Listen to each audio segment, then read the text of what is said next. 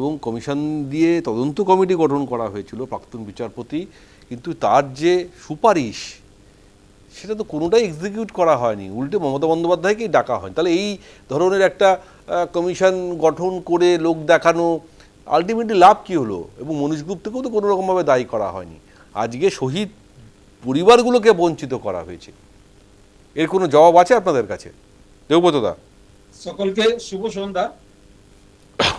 প্রথমেই বলে রাখি, উত্তরাধিকার কিভাবে বহন করছে যে তৃণমূল কংগ্রেস, সেটা একটা ইকো হচ্ছে, সাউন্ডটা ঠিক আসছে? আপনি বলুন বলুন বলুন। এবার মমতা বন্দ্যোপাধ্যায় যে উত্তরাধিকার বহন করছে, কারণ কারণ যেটা বলছি, হ্যালো, আপনি বলুন। শোনে? হ্যাঁ, হ্যাঁ, হ্যাঁ। এবার এবার এবার যেটা উত্তরাধিকার বহনের কথা বলছি, আহ, তৃণমূল কংগ্রেস 98 সালে তৈরি হয়, কিন্তু কংগ্রেস যে তার উত্তরাধিকার বহনের কথা বলছে, সেই ইন্দিরা কংগ্রেস তৈরি হয় কিন্তু 1982 সালে, সেটা রেজিস্ট্রেশন।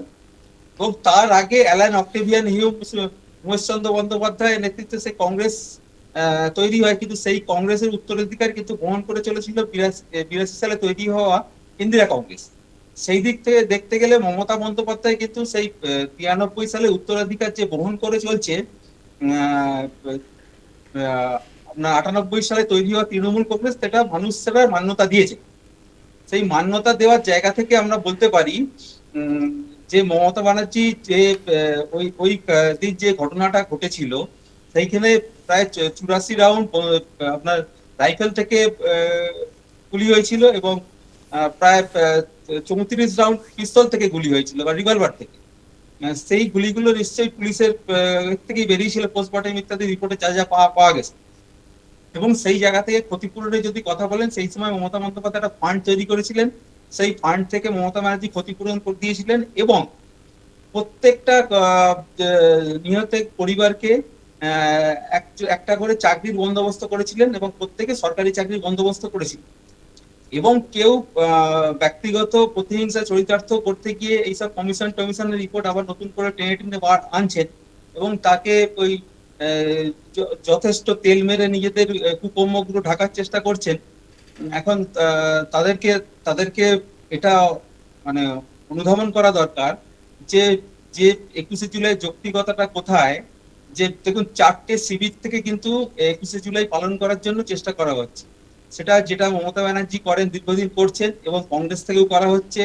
এবং এখন বালিশ চাটা যেটা তৃণমূল নতুন হয়েছে, এখন থেকে সেখান থেকেও করা হচ্ছে। এবং এনসিপিআই যারা নতুন করেছে, বিজেপির একটা বি টিম, তারাও কিন্তু এই অনুষ্ঠানটা পালন করার চেষ্টা করছে। কিন্তু আলটিমেটলি এবার আপনারা শহীদ এখানেই মমতা পরিবারকে তো ঠকিয়ে বন্দ্যোপাধ্যায়কে দিলেন। কেন্দ্র করে কিন্তু এই দেবব্রতদা, শহীদ অনুষ্ঠানটা শহীদ সার্বজনীন হয়ে পরিবারকে তো আপনারা গেছে। ঠকিয়ে, প্রত্যেকেই এর ক্রেডিট দিতে চাইছে, আর সেখান থেকে যে শুভেন্দু টাকা অধিকারী বাদ দেওয়ার যাবেন কথা না। ছিল তার সেখান থেকে আমরা দেখতে 10%ও পেলাম আপনারা শুভেন্দু দেননি। অধিকারীও সেখান থেকে মানে লাভের গুড় খেতে সেখানে সেই ক্রেডিটটা নেওয়ার চেষ্টা করছেন। কেমন যে এর আগে সাঁইবাড়ির যে কমিশন হয়েছিল, সেই রিপোর্টটাও তো উনি আনতে পারতেন।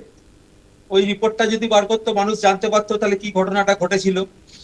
এবং যে চ্যাটার্জি কমিশনের যে রিপোর্টটা 21শে জুলাই বার করা হয়েছে, সেখান থেকে হয়তো উদ্দেশ্য প্রণোদিত ভাবে কাউকে মেলাইন করার উদ্দেশ্যে সেই মানে আপনারা এটা বার করেছে। কমিশনের রিপোর্টটাও মানছেন না। শুভেন্দুবাবু যেটা আজকে মানামানির বিধানসভায় প্রশ্ন না। প্রকাশ করলেন সেটাও মানতে চাইছেন না। শুনুন, কোনো মাননীয় ফ্যাক্টই আপনারা মানতে মুখ্যমন্ত্রী চান তো না।